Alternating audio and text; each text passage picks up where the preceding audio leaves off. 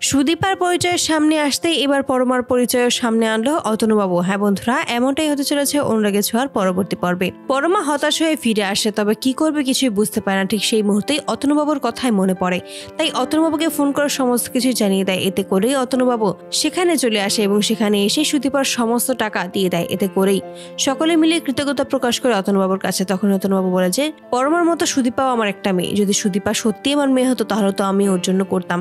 আর মনে মনে বলেছে এটা আমাকে করতেই হতো, কারণ সুদীপা আর পরমা দুজনেই তো যমজ বোন, তার জন্য তো এটা আমাকে করার প্রয়োজনই ছিল। পরমার হলেও তো আমি একই কাজ করতাম, তবে সুদীপার যেহেতু কেউ নেই, সুদীপাকে দেখে রাখার দায়িত্ব আমার। এসব ভাবতে ভাবতেই আদিত্য অতনুবাবুর সামনে আসে আর বলেছে আপনি আমাকে কিছুদিন সময় দিন, আমি সত্যি আপনাকে সমস্ত টাকা ফিরিয়ে দেব, শুধু সুদীপাকে আগে সুস্থ হতে দিন।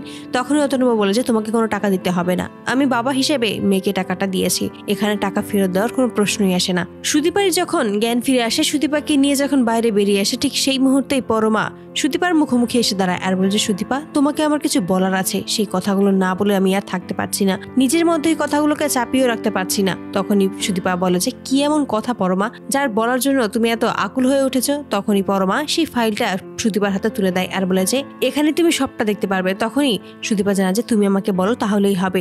তখনই পরমা জানিয়ে দেয় যে তুমি হচ্ছে সেনগুপ্ত পরিবারের মেয়ে। হ্যাঁ, সেনগুপ্ত পরিবার শেষ উত্তরাধিকারী। আমি যে কোম্পানিটা কিনেছি লাবণ্য সেনগুপ্ত, সেটা আসলে তোমারই কোম্পানি। এই সমস্ত কথা শুনে সকলে অবাক হয়ে যায়। অতনুবাবু যখনই জানতে পারে, পরমা জানতে পেরেছে সুদীপার আসল পরিচয়, সুদীপা ওই সেনগুপ্ত পরিবারের উত্তরাধিকারী, ঠিক সেই মুহূর্তে সে সিদ্ধান্ত নেয় এবার সে নিজেও পরমার আসল পরিচয় জানিয়ে দেবে, তাহলে দুই বোন একত্র হবে। তারপরেই আর কোনো কিছু চিন্তা না করেই পরমারও পরিচয় সমস্ত রিপিট।